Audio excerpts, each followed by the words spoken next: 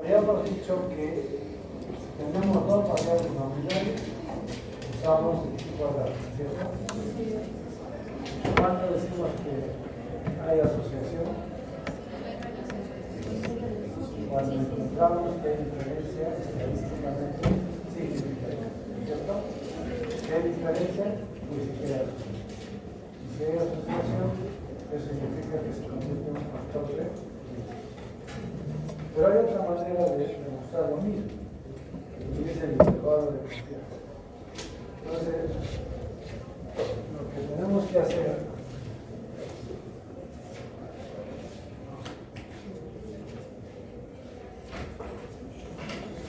a ver, por favor, se nos pueden trabajar.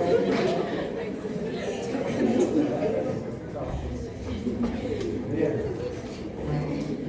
Entonces, la lógica de esta prueba es que este 88 es fijo o puede variar. ¿Por qué varía? Porque viene de una muestra. Entonces puede variar para acá o para acá. Esto se llama límite superior y esto se llama límite inferior. Y esta otra también puede variar, ¿no es cierto? Entonces puede variar para acá y para acá. Esto se llama límite superior y límite inferior. Eso es lo que tenemos que registrar, ver cuáles son los límites superiores e inferiores. Entonces, antes de hacer operaciones, nada de eso, veamos cómo pueden ser los resultados. Mira. Por ejemplo, este es 88, el punto medio es 88, ¿no es cierto? Y entonces puede variar, miren, hasta 127 y 49. Ahorita vamos a ver dónde sale eso. Mientras que el otro, que era 55, ya tienen que abrigarse.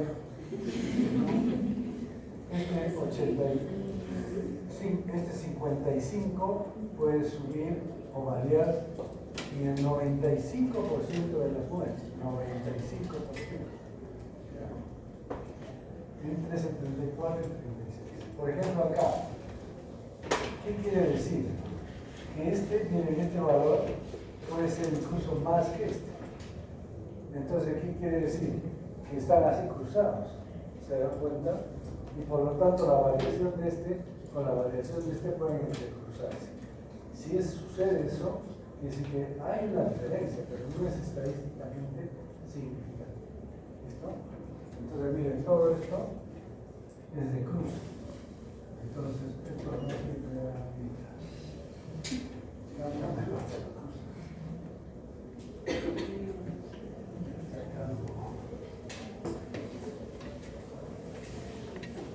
Entonces, ¿cómo se hace el intervalo de confianza? ¿Saben lo que hacen? Cargan sus datos en Excel y le piden intervalo de confianza. Así es. No tienen que hacer ya operaciones, nada, todo está.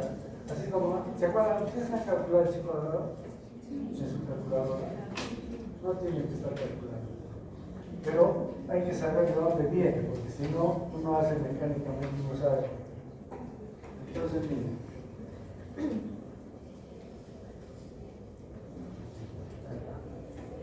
¿Cuál es la fórmula del intervalo de confianza?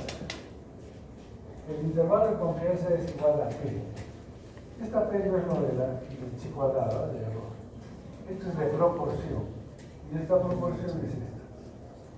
Y hay que hacer para cada proporción su intervalo de confianza. Entonces, P es 0.0882. Más o menos, para que dé el intervalo, 1.96. ¿De dónde sale ese 1.96? ¿Se acuerdan? En la curva normal, ¿cuánto? Al 95% de confianza, o sea, el 95% del área está. ¿Qué valor correspondía acá? X barra más menos 2 desviaciones estándar, ¿cierto? Acá debe ser 2 y acá menos 2. Pero, esto porque cuando se pone 2 es 95.7, es una fracción. Para que sea exactamente el 95%, No es 2, es 1.96. Ahora sí es exactamente el 25%. ¿Ya? Entonces por eso se usa este coeficiente o esta constante que es 1.96. Por la raíz cuadrada de P, ¿qué es P? Lo mismo de acá. 1 menos P, ¿qué es P? Esto. Y partido N, ¿qué es N? El tamaño de la muestra. Eso es para un grupo, digamos para los campesinos de lo que estamos haciendo. Y entonces se resuelve esa operación y ¿qué es lo que vamos a obtener? Como acá es más menos, va a dar un valor mayor y un valor menor. El valor menor es el límite inferior, que es 0.049. Pero, como acá estamos trabajando con tasas por 1000, le multiplicamos por 1000 y sale 49.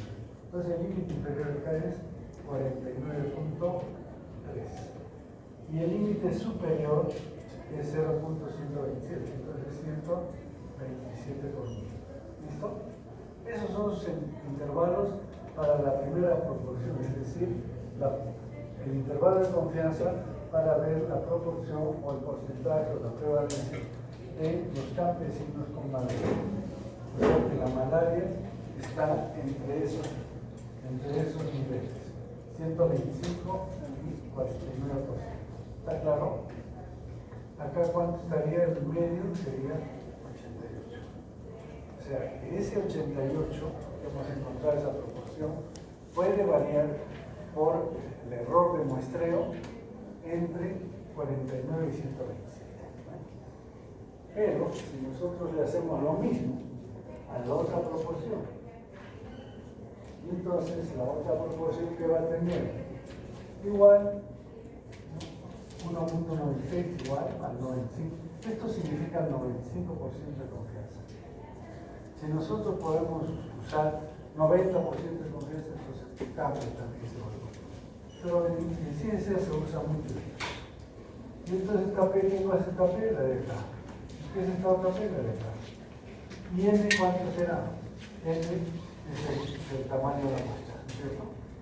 Bien, entonces, ¿cuál es el intervalo de confianza del límite superior y el inferior que me va a salir para esta proporción? Entonces me va a salir 74.9 y 36.5. Como se dan cuenta, estos dos valores, límite superior al límite inferior. Entonces están entrecruzando. Toda esta área es de no igualdad, perdón, de igualdad, de no diferencia. Entonces quiere decir que al 95% hay muchas muestras que si yo saco muestras, algunas van a estar o más o igual que el otro caso. Eso significa que no hay una diferencia estadísticamente significativa. Entonces, se han dado cuenta que con el mismo ejemplo, que era estos datos, no hay diferencia estadísticamente significativa. ¿Alguien tiene que hacer este papel, por favor?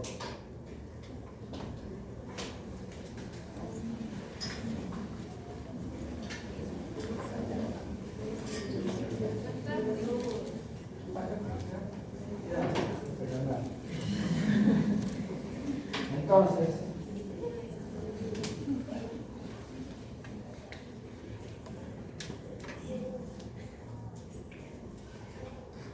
estamos demostrando por dos métodos que las proporciones de 88 y 55 son diferentes, ¿o no? Matemáticamente.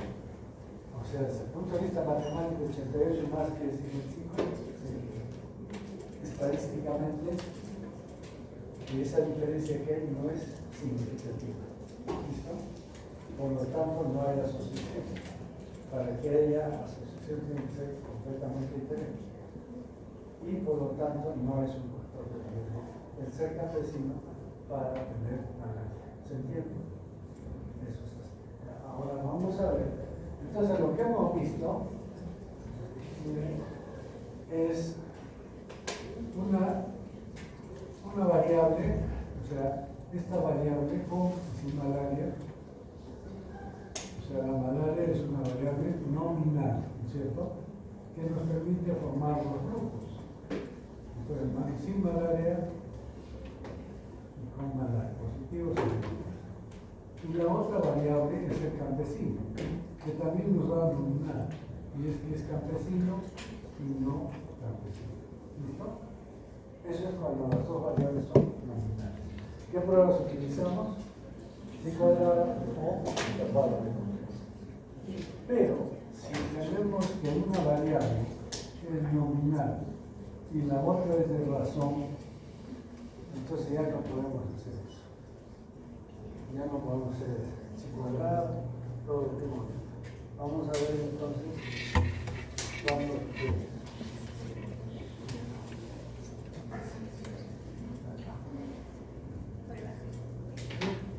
Entonces, en este caso, tenemos dos variables. ¿Cuáles son esas dos variables? La malaria. ¿Y cuál es la otra variable?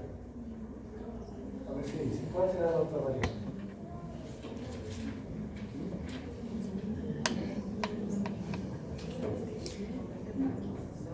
Variable, no promedio.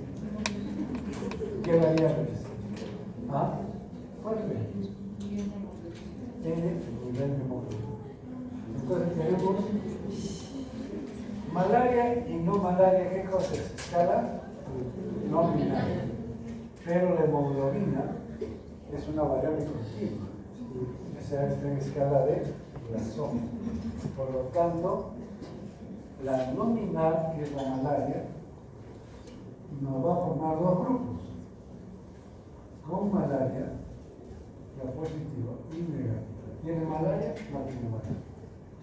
Pero la hemoglobina, como es escala de razón, no podemos decir, ¿tiene hemoglobina o no tiene hemoglobina? Entonces, ¿qué es lo que vamos a calcular en esto? El promedio de hemoglobina de uno con el otro grupo de hemoglobina. Entonces, esto nos va a dar promedio X barra 1 y X barra 2. ¿Está claro? ¿Se entiende? No se entiende. Entonces, ¿cómo es este estudio? Hay 70 niños, ¿no es cierto?, que tienen malaria. Les tomo su hemoglobina a los 70 niños. Sumo las hemoglobinas y las divido entre 70, ¿qué me va a dar? El promedio. 16.6 o 10.6. ¿Cómo se hace eso? En Excel también se hace. Se ponen los 70 valores en Excel en una columna y abajo ustedes le ponen igual, entre paréntesis, todo eso, marcan todo y le piden ¿qué cosa? Promedio. Y les da promedio. Más abajo le pueden poner lo mismo. O sea, marcan todo y le ponen ¿qué quieren que busque? Desviación estándar. Y entonces estos dos valores se calculan a partir de las hemoglobinas de estos 70 casos. No tienen que hacer nada de esfuerzo más que hacer la operación en Excel. Y en este grupo, ¿qué hago? También tengo 80 niños que no tienen malaria. Les hago su hemoglobina, hago el promedio y su desviación estándar, y es 115, pero 11.5 y 1.3. ¿Está claro? ¿Hay dificultad en esto? Entonces, tenemos esos valores. Entonces, ¿en qué consiste lo que vamos a trabajar? Vamos a ver si estos promedios son iguales o no son estadísticamente diferentes. ¿Se dan cuenta? Entonces, ¿cómo puedo saber eso? O sea, si yo veo esto matemáticamente, ¿quién tiene más hemoglobina? Los niños sin malaria. Pero quiero ver si esto es realmente significativo o simplemente es por error de ¿cierto? O sea, en otras palabras, esto puede variar, para aquí y para allá. Y esto puede variar para aquí y para allá. Eso es lo que voy a demostrar, si son iguales o son diferentes, o esa diferencia que estoy viendo no es real, porque se debe a un error de muestra. Bien. Entonces, esto es lo que estamos haciendo ahí.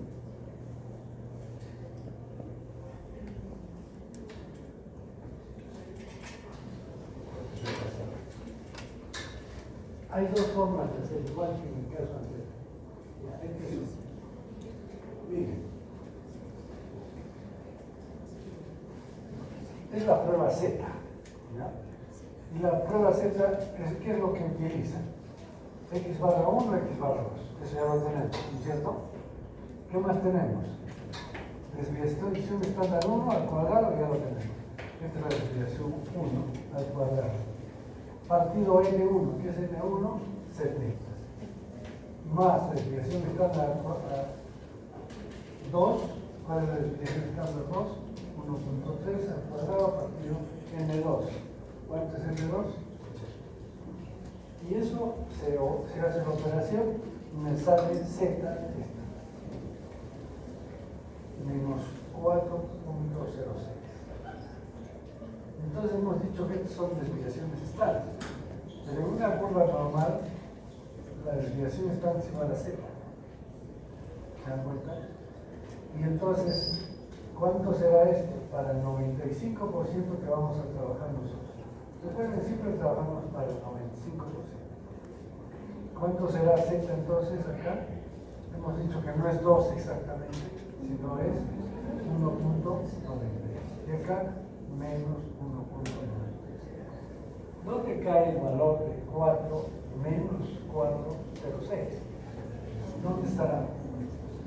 Por acá, muy alejado, ¿no es cierto? Y entonces, para el 95% de confianza, esta es la zona de aceptación de la hipótesis nula. ¿Se acuerdan? Cuando hemos hecho el chico de grado igual al 95%. ¿Y qué es estos pedacitos? Las zonas de rechazo. ¿De qué? De la hipótesis nula. ¿Qué dice la hipótesis nula? La hipótesis nula igual que los niños con malaria y sin malaria son iguales. O sea, la hemoglobina de 1 es igual a la hemoglobina del grupo 2. ¿Y qué es la hipótesis alterna? Que la hemoglobina del grupo 1 es diferente de la hemoglobina del grupo 2. Entonces, en este caso, como Z me ha salido tan alejado, en la zona de aceptación de rechazo. ¿Rechazo de qué? De la hipótesis. Por lo tanto, ¿qué decimos? Que son estadísticamente. Y eso también me lo da en el valor de P. El valor de P por acá, así como me da la máquina, el chico ha dado el valor de P, acá también da un valor de P. Aquí no está específico, pero es un valor de P de menos de 0.06. Mucho menos, debe ser 0.001. Entonces, con eso estamos demostrando que el 10.6 ya es realmente diferente del monto de hipótesis. Veamos ahora por el otro método. ¿Cuál es el otro método? El intervalo de confianza. Entonces, en el intervalo de confianza, ¿qué utilizo? El estimador. ¿Cuál es el estimador? X bar. O sea, el promedio. Más menos 1.96. ¿Por qué es 1.96? Porque es al 95% de confianza. Por 1.4, que es la desviación estándar partido raíz de E. Todo eso se conoce como error de muestreo. Este es error de muestreo. Entonces, el error de muestreo es la desviación estándar partido la raíz cuadrada. Y de esa manera voy a obtener los intervalos de confianza para uno y para el otro. Entonces, esto es para el 10.6. ¿Cuánto puede variar esto? Al 95%. 10.9 y 10.6. ¿sí? Y en el caso de los niños sin malaria, ¿cuánto puede variar? De 11.2 hasta 11.8. ¿Sí?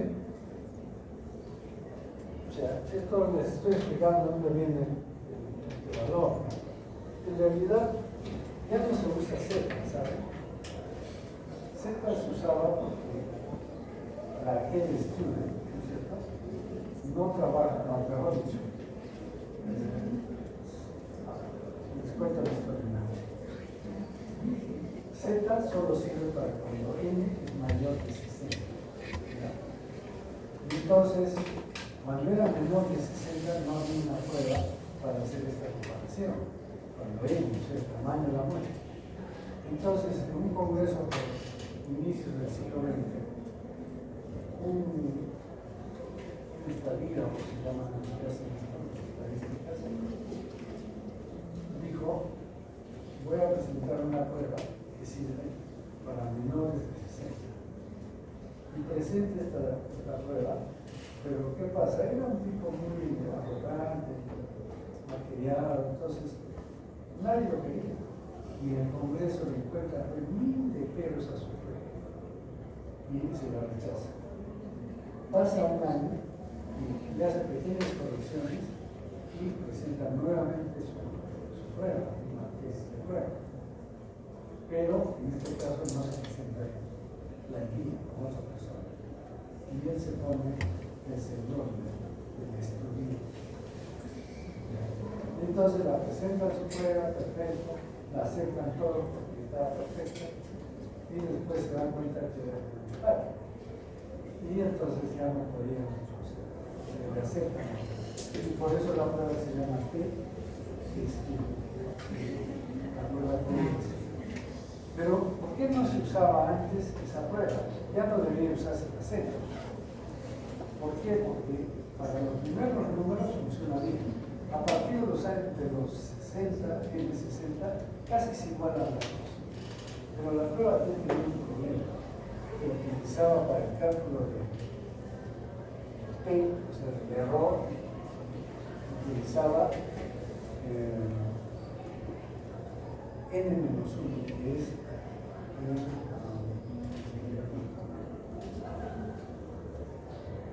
los grados de libertad.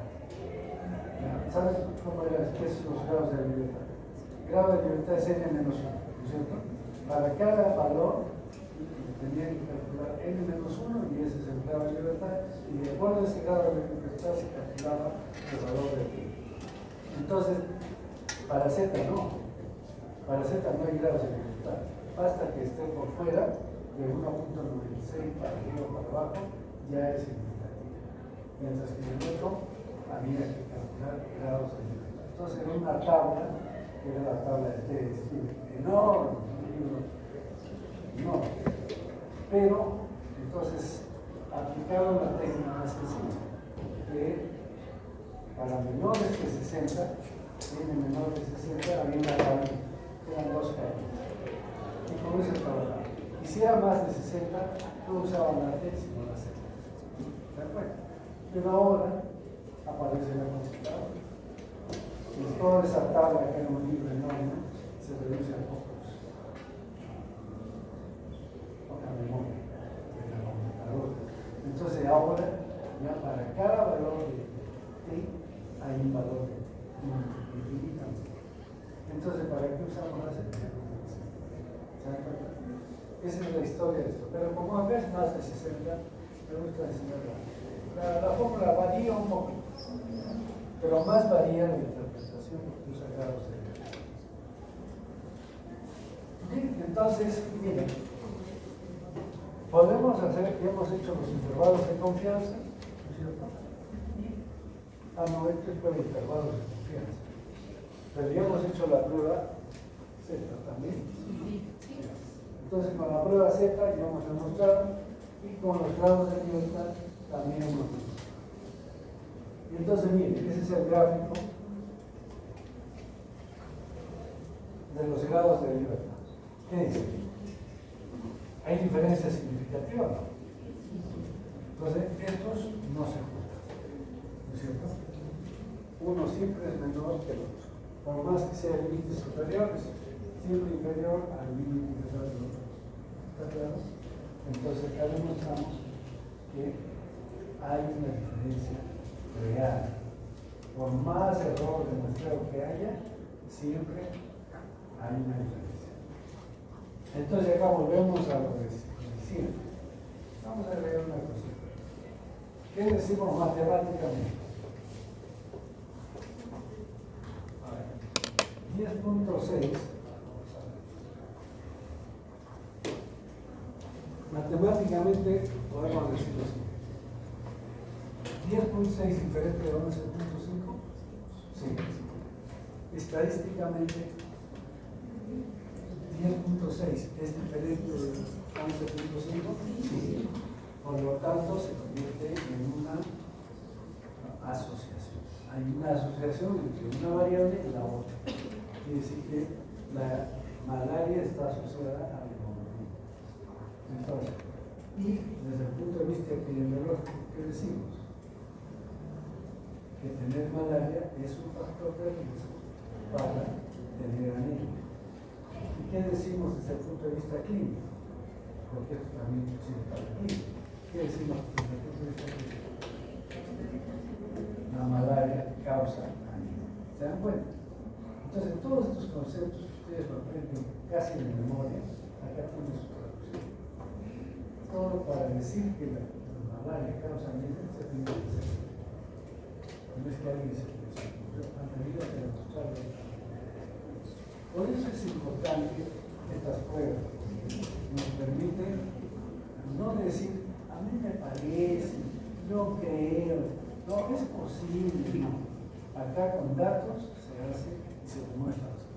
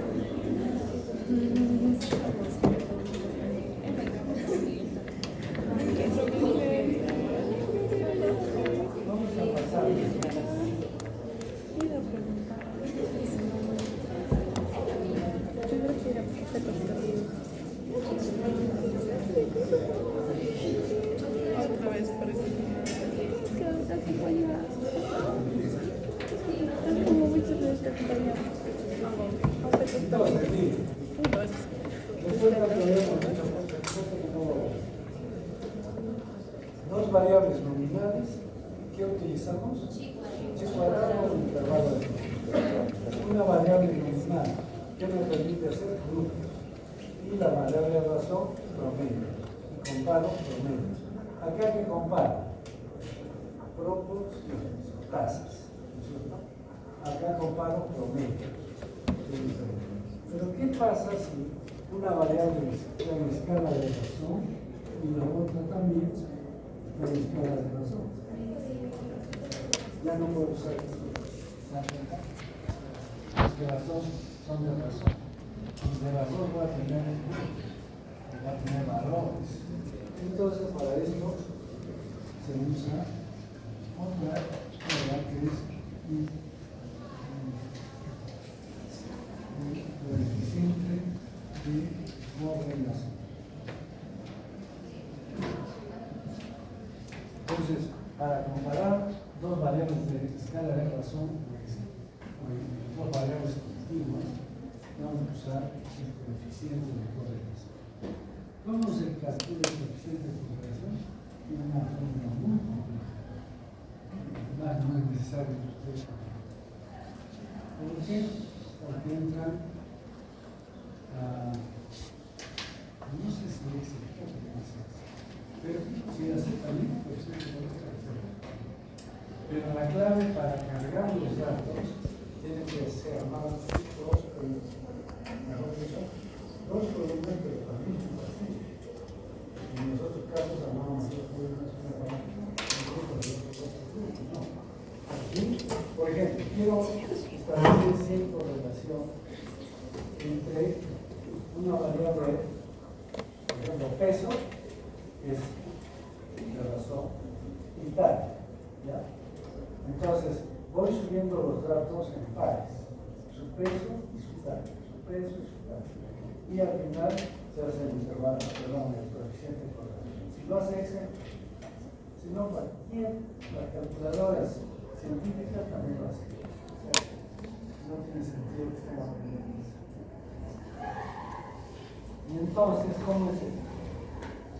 Una vez que han cargado sus datos, le piden coeficiente de correlación, que es R. Y entonces esta R puede variar entre menos 1 y 1. No cambia más. Es de menos 1 hasta 1. Y entonces, ¿cómo vamos a interpretar esto? Así. Este es R igual a 1. ¿Qué significa? Que si esta variable aumenta en una unidad, ¿qué pasa con esta otra? También aumenta en una unidad. ¿Sí? Aumenta en 2 unidades y esta también aumenta en 2 unidades. O sea, hay una correlación directa y perfecta. Así es. Uno hace la distribución de los puntos de los casos y sale esto. Pero ¿qué pasa si me sale negativo? O sea, R igual menos 1. Quiere decir que si esta variable acabamos de ver tiene este valor y a esta variable aumenta en una unidad, ¿qué pasa con la otra? Disminuye en una unidad, porque es una correlación perfecta. Y así sucesivamente. Entonces, esto es R igual a menos 1. Vamos a poner aquí. Peso Italia podría ser, ¿no es cierto? R1. Y una que sea menos 1, ¿cuál sería? A ver un ejemplo de medicina. Podría ser, vamos a hacer dos. A ver, albúmina y globulinas. Como aumenta la globulina, disminuye la. O colesterol HDL y LDL. Mientras aumenta el colesterol HDL, el LDL baja. ¿Sí? Entonces es una correlación perfecta, pero inversa o negativa. ¿Está claro? Pero a veces no es tan perfecto, ¿no es cierto? Y los datos se dispersan más o menos así. Y entonces, pero si yo trazo una línea también más o menos corresponde, igual que acá. Entonces, R, ¿cuánto será? R igual 0.5. ¿Y este cuánto será? Menos 0.5. Y entonces, aquí tienen todas las correlaciones. Miren, cuando es menos 1, correlación negativa, grande y perfecta. De 0,9 a 0,99 es una correlación negativa muy alta. La siguiente es alta, moderada, baja, muy baja. Cuando es 0, ¿qué significa 0? Es esto. ¿Ven alguna correlación? Ninguna. Entonces, es correlación nula o ausente. Y después va subiendo. Correlación positiva muy baja, baja, moderada, alta, muy alta y perfecta. ¿Se dan cuenta? Entonces eso así se interpreta.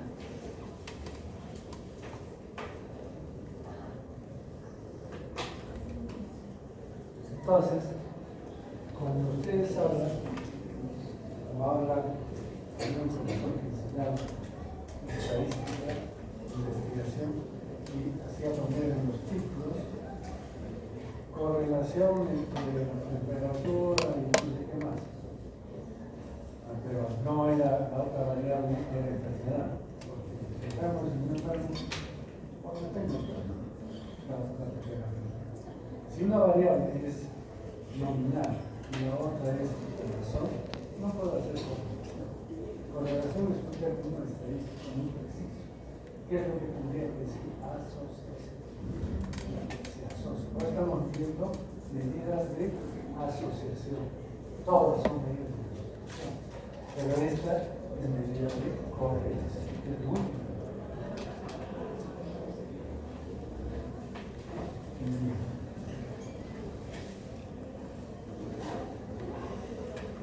Y hay otra medida también de asociación que es una consecuencia del coeficiente de correlación. Se llama coeficiente de determinación. ¿Y cómo se calcula? Ese es real. Si el coeficiente de correlación fue 1, ¿cuánto será el coeficiente de determinación? 1. Entonces R igual a 1, R al cuadrado 1. Pero si R es 0.9, ¿cuánto será el coeficiente de correlación o de determinación? ¿Cuánto será el coeficiente de determinación? 9 por 9, 0.80. ¿Listo? ¿Pero qué significa eso? Por ejemplo, este es 1, por lo tanto, el coeficiente de determinación es 1. Pero por ejemplo acá, es 0.81R y en el caso de, perdón, R es 0.9 y el de determinación es 0.81. ¿Qué significa?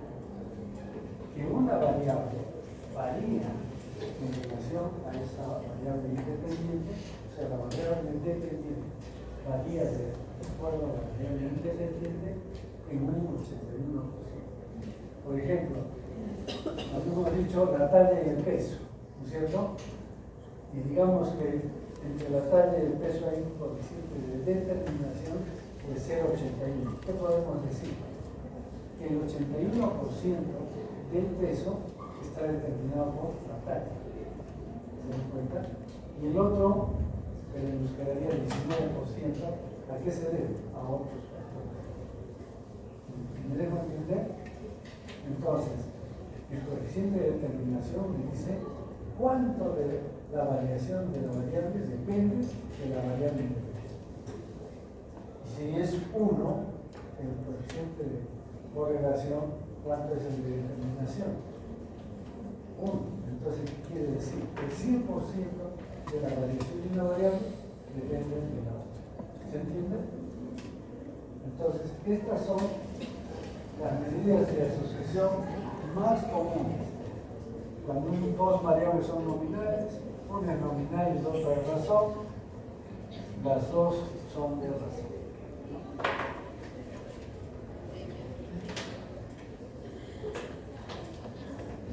Bueno, como ven, en una semana o semana y media hemos hecho todo lo que es estadística que ocupa un semestre, ¿no es cierto? ¿Cuánto tiempo han estudiado estadística? Un semestre. ¿Qué les parece? Cuando yo hice mi maestría hace muchísimos años, llevamos 2 cursos de estadística, 2 semestres. Una maestría que dura 2 años, y un año de claro, son muy lo que tenemos que aprender formas y todo. Ahora estamos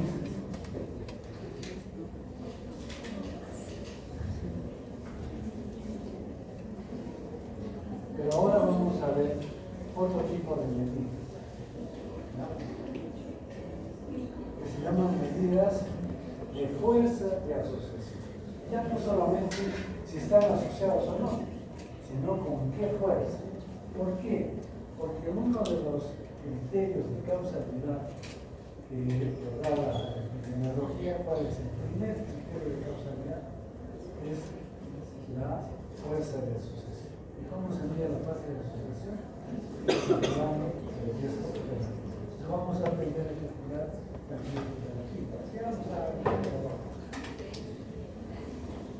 Entonces, ¿qué riesgo? Es riesgo absoluto, es la incidencia de la enfermedad u otro evento de interés de la población, como por ejemplo, cuantifica la probabilidad de experimentar dicha enfermedad.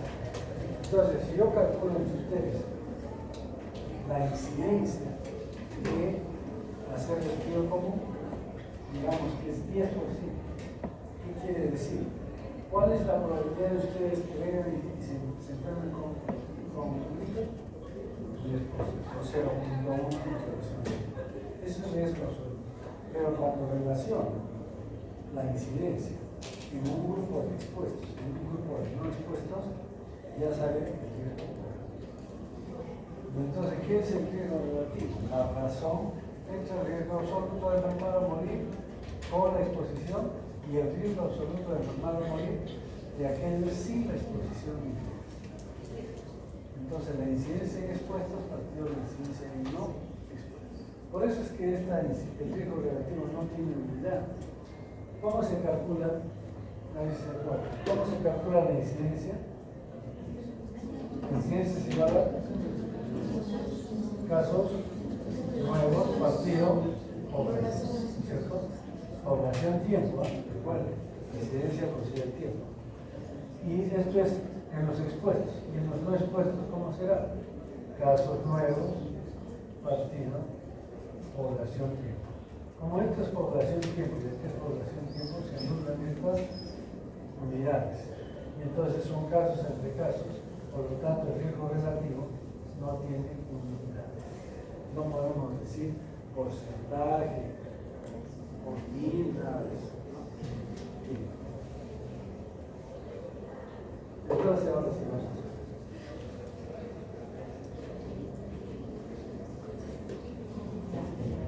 Este es un ejemplo para calcular el riesgo relativo. Miren, este es un brote de cólera en 3 caseríos rurales de la selva amazónica en 1991. En 1991 tuvimos las visitas de cólera. Se han estudiado con historia. Entonces viene el cólera en Perú y afecta sobre todo costa y selva. Pero en todo, entonces tratan de establecer qué factores de riesgo pueden propiciar que se enferme la persona con cólera. Y entonces miren, así están los datos. Para el agua no tratada, o sea, las personas que han tomado agua no tratada, entonces las separamos en enfermos y no enfermos. Y estos son los expuestos y estos los no expuestos. ¿Qué significa esto? ¿Qué significa 111? Son los que enfermaron y tomaron esta agua. ¿Sí? ¿Qué es 14? Son los que enfermaron y no tomaron el agua, o sea, no es el 100%.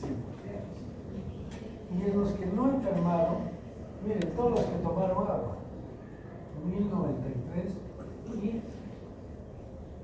no tomaron agua, 540. Si vemos así, es una locura, no entendemos nada. ¿Se dan cuenta? Porque acá miren, no enferman, 1093 han tomado el agua. Pero entonces no podemos trabajar así. Tenemos que hacer nuestro tablita de 2 pocos. Entonces, al hacer la tablita de 2 pocos, ¿qué vamos a encontrar?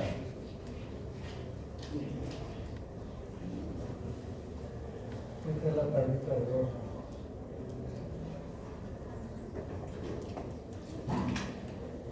Colocamos enfermos y no enfermos, y expuestos y no expuestos.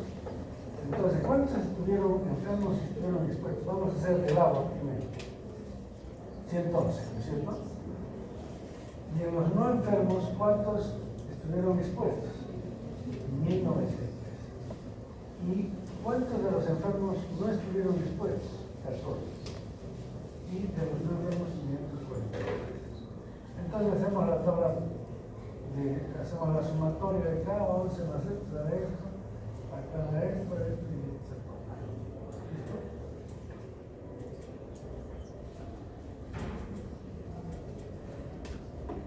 Y entonces calculamos la incidencia en expuestos y la incidencia en no expuestos. ¿Cómo es la incidencia en no expuestos? Bueno, los expuestos, perdón. Es 111 de 1204. ¿Está claro? Incidencia en los expuestos. Es decir, estos son los que tomaron agua y estos son 1204 que tomaron agua. ¿Y cuántos se enfermaron? Se enfermaron 11, ¿cierto? Entonces, 11 de 1204. Y en los no expuestos, ¿cuántos se enfermaron? 14, ¿cierto? ¿Pero de cuántos? De 557. Entonces, ¿cuál es la incidencia en los expuestos? 0.092. Y en los no expuestos, 0.025.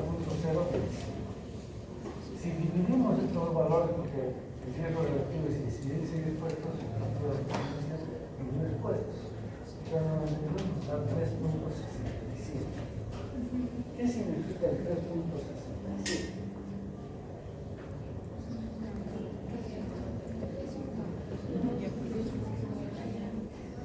Entonces, digamos que tomaron agua, no trasladan en 3.67 veces más probabilidad de enfermar no tomar. Entonces es un factor de riesgo.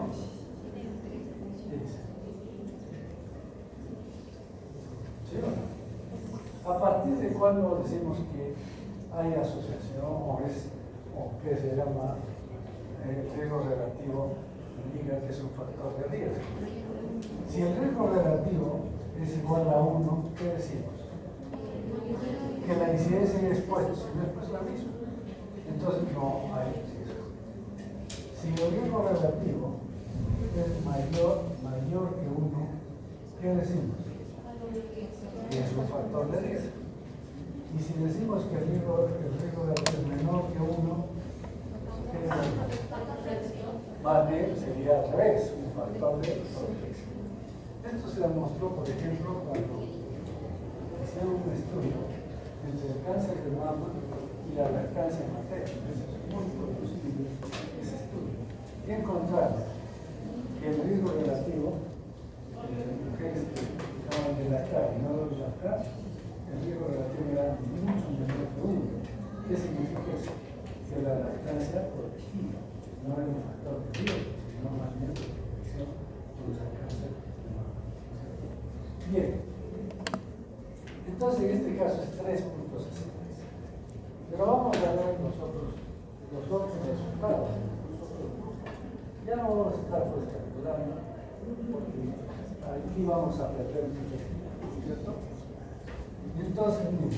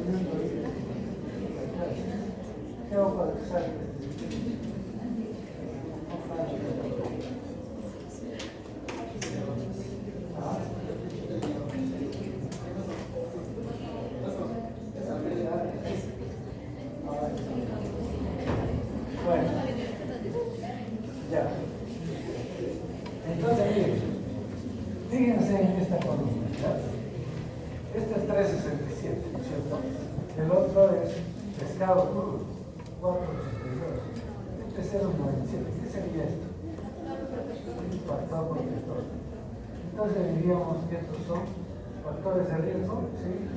Este no, este sí, este sí. ¿Sí? Mal.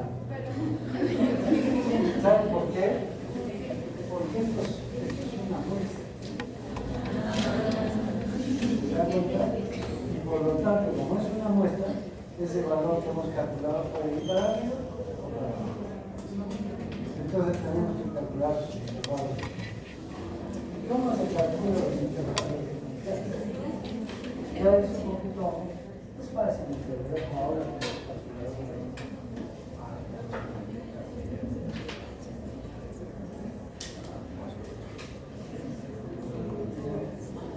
Acá es el intervalo de confianza.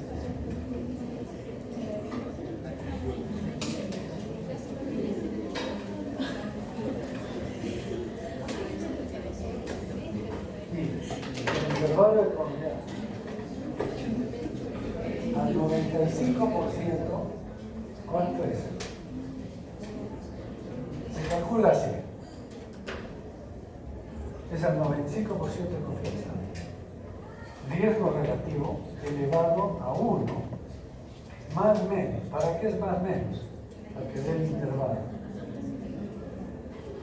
Más menos 1.96. ¿Qué es 1.96? Bueno, partido X, ¿cierto? ¿Y qué es X? Si el chi cuadrado es así, ¿qué es X? La raíz cuadrada del chi cuadrado es igual a X. ¿Sí? Entonces, eso es lo que se hace. Entonces, ¿qué tengo que hacer para tener estos datos? Riesgo relativo ya lo tengo, 367. Uno más menos, ya eso. Lo único que falta es esto. Entonces yo tengo que calcular el chi cuadrado para cada tabla. ¿No es cierto? Entonces ustedes ya saben calcular. A ver, calculen el chi cuadrado para que recuerden, no se olviden.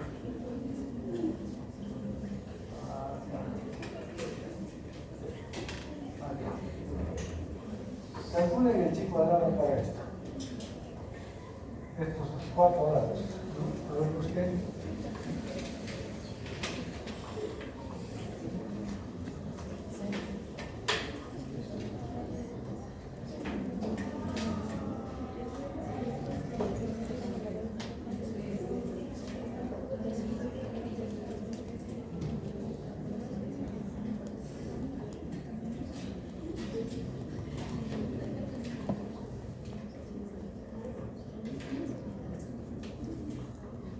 ¿Ya? ¿Ya se ha vuelto experto?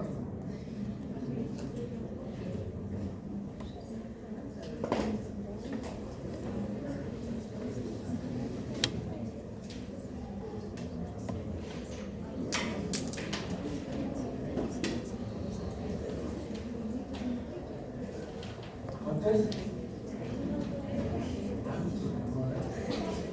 ustedes son expertos, mueven los dedos a una velocidad. ¿Ah? ¿Cuánto? Fuerte. 25.96. Ya, a esto le sacan la raíz cuadrada. ¿Saben sacar la raíz cuadrada?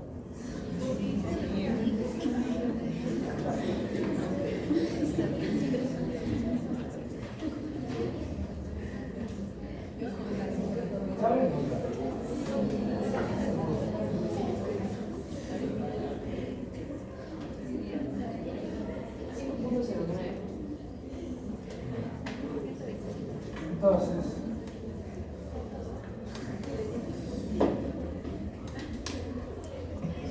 Entonces, esta es la forma, ¿no es cierto? Intervalo 367 raíz cuadrada, 1 más menos 1,96 partido raíz cuadrada de 25,96. ¿Sí?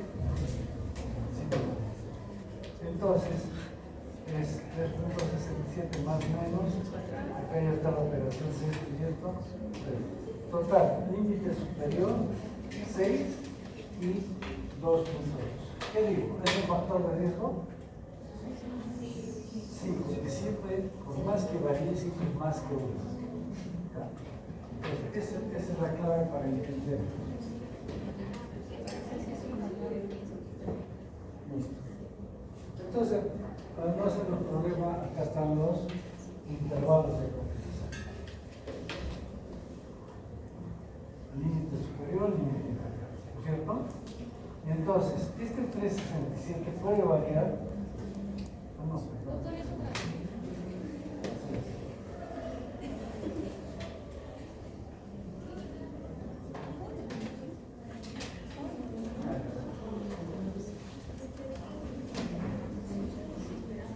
Entonces, este 367 puede variar de 2,22 a 6, ¿no es cierto? ¿Es un factor de riesgo? Factor de riesgo. El pescado, que era 4,81, ¿de dónde puede variar? De 2,51 a 9,26. ¿Es factor de riesgo? 0,93, dijimos que era un factor de protección. ¿Entre qué puede variar? Entre 0,67 es menor que 1, pero este es mayor que 1. O sea, no es factor de protección ni factor de riesgo. ¿Está claro? ¿Cómo sería para que sea un factor de protección? Los dos valores deberían estar por debajo de 1. ¿Sí? ¿Se entiende? Todos están entendiendo por ahí. Ya saben que la estadística es como el mar. Si ustedes se alejan de la playa, no se mojan. Tienen que estar por acá. Entonces, ¿qué hemos dicho? Que el riesgo relativo, si es igual a 1, ¿qué decimos? Que no es ni factor de riesgo ni factor de protección. Entonces, como acá sus intervalos están entre 0,67, perdón, sí, 0,67 y 0,617 y 1,4. ¿Dónde está el 1? El 1 está dentro del intervalo. Cuando el 1 está dentro del intervalo, ¿qué decimos? Que no es ni factor de riesgo ni factor de protección. Si el 1 está por debajo del intervalo, ¿qué decimos? Que si es un factor de riesgo. Y si el 1 está por encima del intervalo de confianza, ¿qué decimos? Que es un factor de riesgo. Pero si está dentro del intervalo, no es un factor de riesgo ni factor de protección. ¿Se entiende? Entonces, este no es un factor de protección. Seguimos este otro. Este que es el arroz recalentado. ¿Qué cosa es? ¿Es factor de riesgo? Es 1,96, mayor que 1. Pero sus intervalos no. ¿Se dan cuenta? ¿Qué otro factor de riesgo? Este, 1,18. ¿Es un factor de riesgo? Y este otro, las frutas y la base. ¿Se ha entendido? O sea, cuando ustedes se encuentran riesgo relativo, no es suficiente y van a encontrar miles de publicaciones en las redes. Riesgo relativo 1,02 ya es un factor de riesgo. ¿Por qué? Porque es mayor que 1.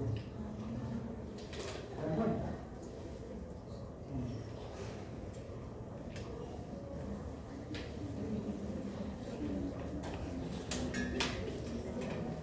Bueno, estos son los valores críticos del chi cuadrado. ¿Se acuerdan?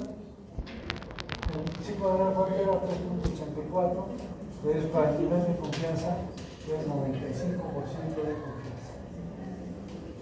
Pero si yo quiero al 99, el valor del chi cuadrado de 6,12. Valores críticos. Pero si es 90, 12,81. 80, una tablita más. Pero como trabajamos generalmente al 95, lo que tenemos que saber es 1,96 para Z y 3,84 para Z. Bien. Tenemos visto esto. Y ahora vamos a ver el impacto. ¿Se acuerdan que había que medir el impacto de una medida sanitaria y la otra? Entonces, ¿cómo es esto? Se llama riesgo atribuible. Así como hemos calculado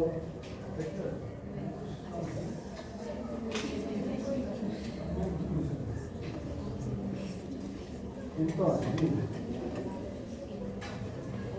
¿cómo medir? ¿Qué medidas de impacto tengo que utilizar? Es riesgo atribuible. No es uno, son varios.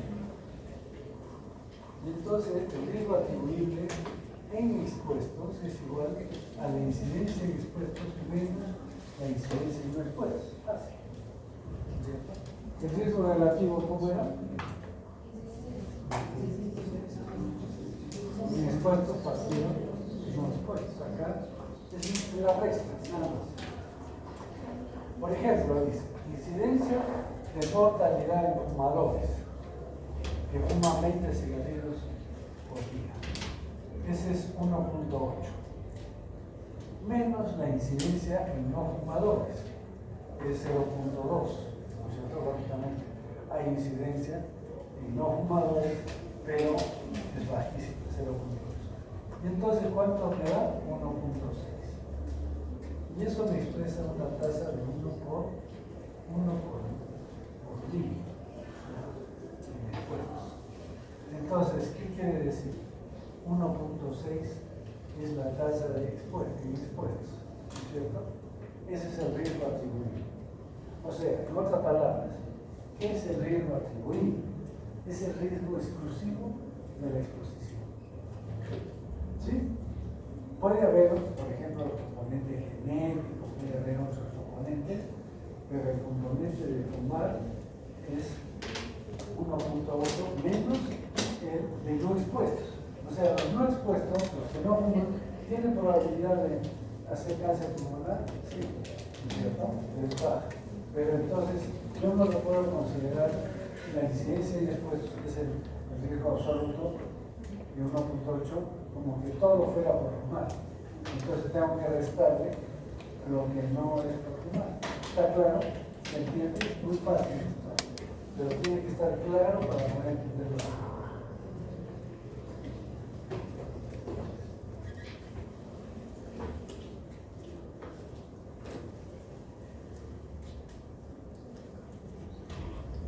Riesgo atribuible poblacional. Entonces, ¿qué es el riesgo atribuible poblacional? Porque el otro que hemos visto, ¿cómo se llama? En expuestos, ¿no es cierto? Este es el población. Es la magnitud absoluta del riesgo, incidencia de la enfermedad que se atribuye a la exposición y no solo a los expuestos, sino al conjunto de la población. Entonces, el riesgo atribuible en la población es igual a la incidencia en la población, no en los expuestos. ¿Ya? Partido menos la incidencia en no expuestos. Entonces, ya en la población, ¿cuál es la tasa de incidencia del cáncer? Tal. A eso que tengo que quitar, la incidencia en los no expuestos. Y eso me va a dar el riesgo atribuible población. Ya de toda la población. No para solo los expuestos, sino para toda la población. Fumen o no. ¿Ya? ¿Cuál es el riesgo de qué se llama en la población del primer cáncer? Fumen o no, es 0.4. ¿Por qué? Porque ahora está la incidencia en la población. ¿Cómo saco la incidencia en la población? De las estadísticas. ¿Qué porcentaje de la población tiene la enfermedad? Menos el riesgo en los no fumadores. Y me da 0.4. Yo lo puedo expresar por 1000, por 100, etc. ¿Está claro? Eso es el riesgo atribuible poblacional.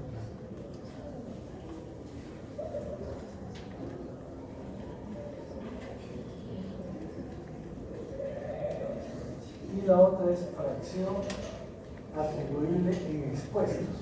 Acá ya vengo un poco más. Fracción atribuible en expuestos es en la incidencia en expuestos, que era 1.8, menos la incidencia en no expuestos, 0.2, partido de la incidencia en expuestos por 100. Y entonces sale 88.8%. ¿Qué significa eso? Esto significa que si yo hago desaparecer el tabaco, ¿ya? Con leyes o lo que sea, desaparece el tabaco, ¿en cuánto se va a reducir la incidencia de cáncer pulmonar? En un 88.8%.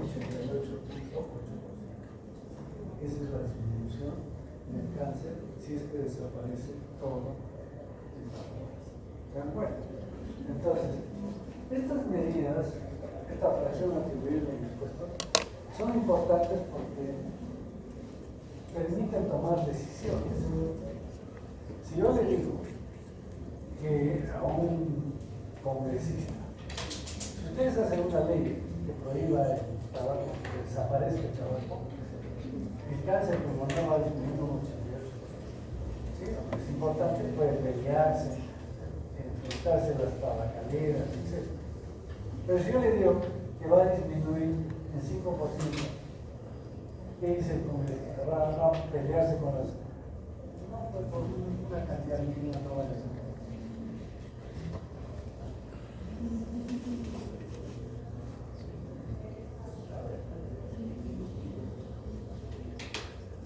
Esto es riesgo atribuible, es lo que hemos hecho. Permite cuantificar el exceso de riesgo entre dos grupos con diferentes niveles de exposición. Perdón, creo que me he confundido. Este es 1.8 menos 0.2. ¿Qué quiere decir eso? ¿Cuánto de exceso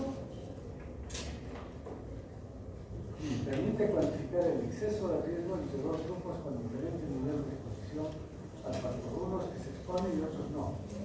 ¿Cuánto de exceso se debe al fumar? Al fumar se debe el 88%. Quedaría cuando 12, ¿no es cierto? Si fuera 88, quiere decir que esto es riesgo o fracción atribuible. ¿Cuánto del cáncer se debe exclusivamente al fumar en la población total? Es 88%. Hay un 12% que se debe a otros factores. ¿Sí?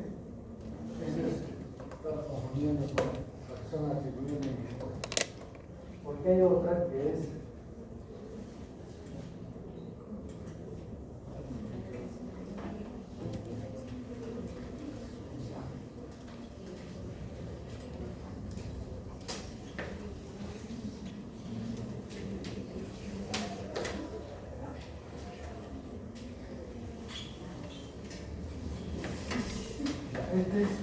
fracción atribuible poblacional. El otro era fracción atribuible nacional. Este es fracción atribuible en expuestos. ¿Ya? ¿Qué quiere decir? Que si los expuestos, o sea, los fumadores, dejan de fumar, va a disminuir la probabilidad de tener cáncer pulmonar en un 88%. ¿Está claro? Quedemos claros en eso. Entonces, los expuestos, los que fuman, si dejan de fumar, va a disminuir su probabilidad de hacer cáncer pulmonar en un 88%. ¿Y en la población cómo es?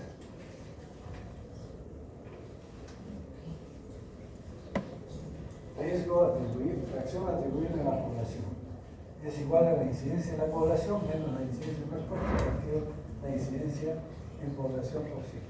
Entonces 0.6 menos 0.2 partido 0.6, 66%. Esto es para los congresistas. ¿Cuánto va a disminuir la enfermedad en la población general de cáncer si es que desaparecemos el tabaco? En 66.6 va a bajar la incidencia de la enfermedad en la población general. ¿Está claro? Eso es fracción poblacional. Entonces, a ver, ¿repetimos? Sí. Claro.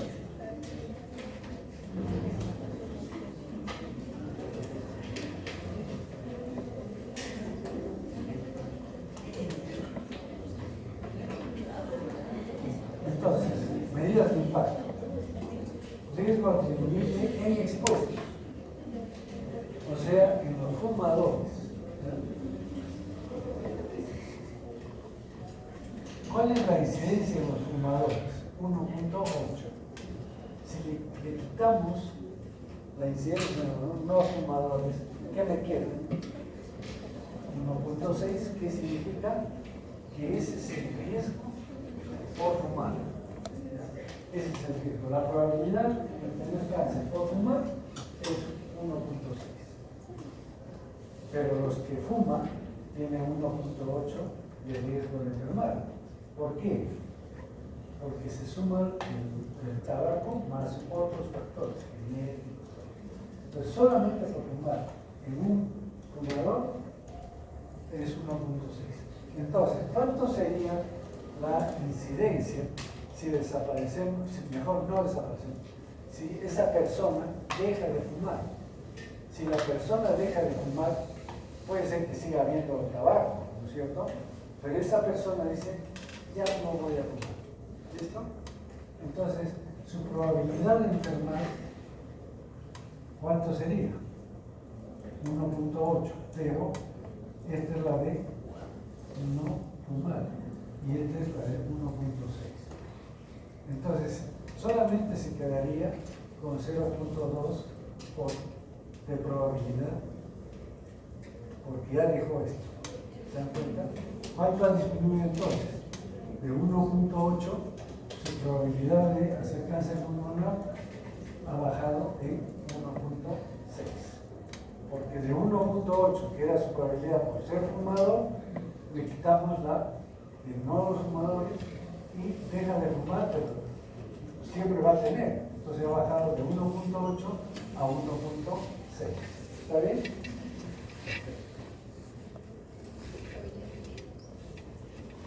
Pero esto es poblacional, es atribuible poblacional.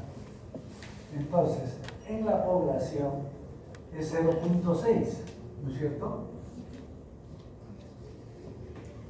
Y este es 0.2.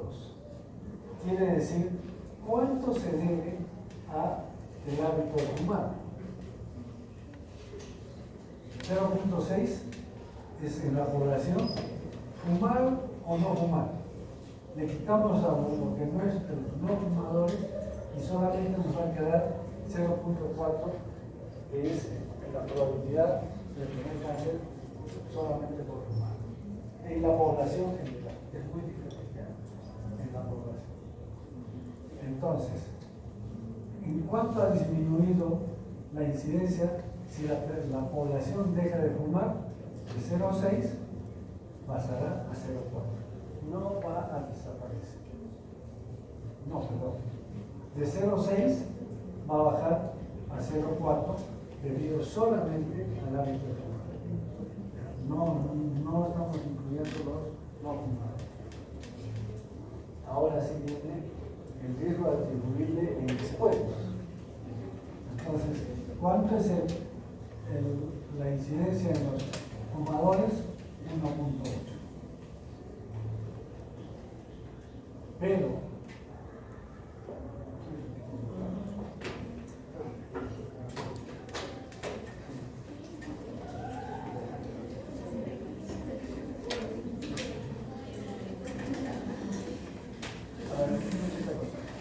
este es el primero. Riesgo atribuible en expuestos. 1.8. ¿Cuánto se debe solamente a fumar? 1.6. ¿Está claro? Solamente a hábito de fumar es 1.6. Pero en la población, ¿cuánto incidencia es solamente por fumar en la población? 0.4. Esta es fracción atribuible en expuestos.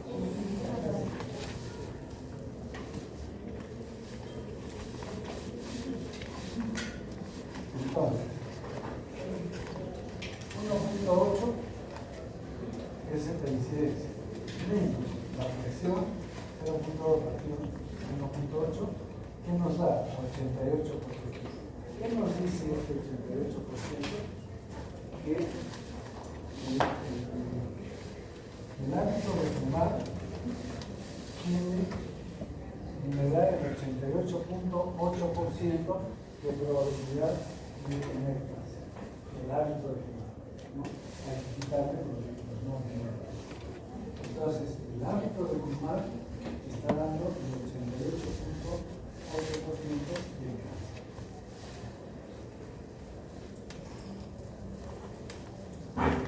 Y el riesgo riesgo atribuible poblacional. Entonces, en la población ya es 0.6. Me dice que es el 66% de riesgo atribuible de población. ¿Qué quiere decir? Que el 66% del cáncer en la población es debido al hábito humano. Por lo tanto, si desaparecemos el tabaco, ¿en cuánto va a disminuir la incidencia de cáncer? En un 66% en la población. ¿Está claro? No es un valor. Esos son medidas de impacto propio.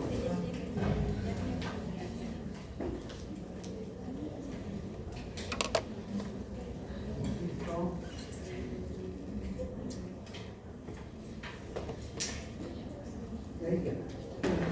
Vamos a terminar.